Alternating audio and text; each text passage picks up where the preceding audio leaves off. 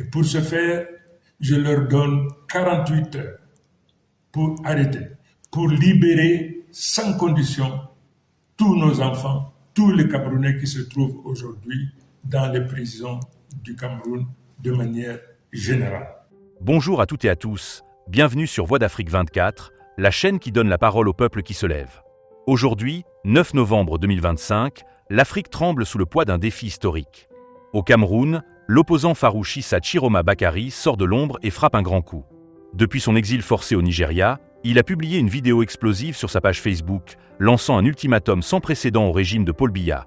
48 heures pour libérer tous les prisonniers politiques arrêtés lors des manifestations post-électorales. Passé ce délai, le peuple camerounais se réserve le droit de se défendre par tous les moyens. C'est une déclaration de guerre pacifique, un cri du cœur pour la justice. Restez avec nous, on décortique tout ça sans filtre. D'abord, qui est cet homme qui ose défier le lion indomptable ? Issa Chiroma Bakary, 78 ans, n'est pas un novice.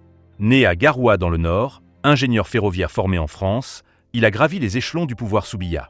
Ministre des Transports en 1992, de la Communication en 2009, puis de l'Emploi jusqu'en juin 2025, il était la voix du régime, son porte-parole zélé. Mais en 2025, le vent a tourné. Démissionnant brutalement, il fonde une opposition musclée et se porte candidat à la présidentielle du 12 octobre. Son slogan ? Le peuple au pouvoir. Soutenu par une coalition d'opposition, l'Union pour le changement, il promet audit, réforme et un fédéralisme pour apaiser les tensions. Lors des meetings à Douala et Yaoundé, des milliers scandent son nom, rêvant d'un Cameroun libéré de 43 ans de règne biyassien. La campagne fut électrique. Chiroma accuse le système de fraude avant même le vote. Biya doit accepter de partir avant qu'il ne soit trop tard, lance-t-il dans une interview choc. Et le 12 octobre, il vote à Garoua, son bastion, convaincu de la victoire. Mais le Conseil constitutionnel proclame Biya vainqueur avec 53% des voix, Chiroma à 35%. Fraude massive, dit-il. C'est une imposture, un mensonge d'État. Immédiatement, il se proclame président élu du peuple camerounais. Les rues s'embrasent, manifestations monstres, ville morte du 3 au 5 novembre, grève générale appelée pour paralyser le pays. Tuez-moi si vous voulez, mais je libérerai ce pays par tous les moyens, jure-t-il. Biya prête serment pour un 8e mandat à 92 ans, mais Chiroma refuse la main tendue, Premier ministre ? Jamais. Exfiltré par des loyalistes, il fuit au Nigeria pour éviter l'arrestation. Et c'est là que l'histoire bascule aujourd'hui. Dans cette vidéo postée ce dimanche 9 novembre, Chiroma brise plusieurs jours de silence radio.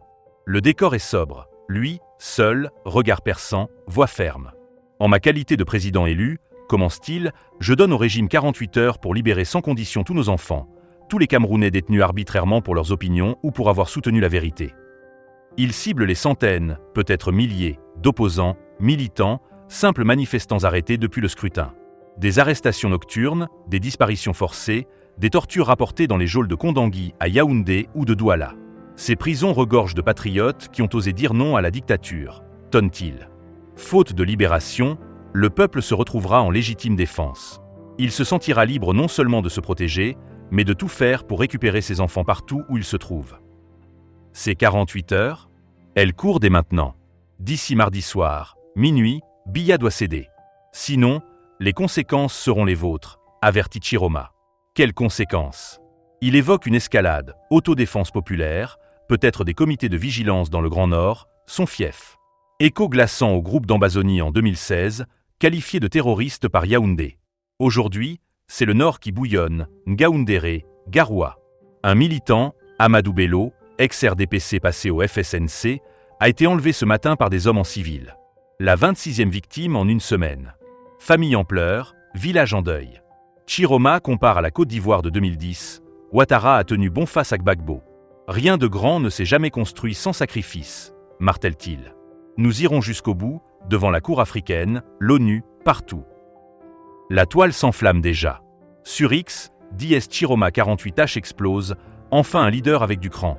Tweeté un militant de la diaspora. Biya, tic-tac, le sable coule, raille un autre. Des influenceurs comme Paul Chouta ou MMI News s'amplifient, EYE. Le peuple se lève. Mais le régime contre-attaque, censure, blackout média, menace.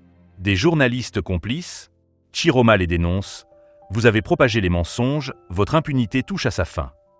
L'enjeu est clair, libération ou chaos. Ces prisonniers ne sont pas des criminels, ce sont des héros.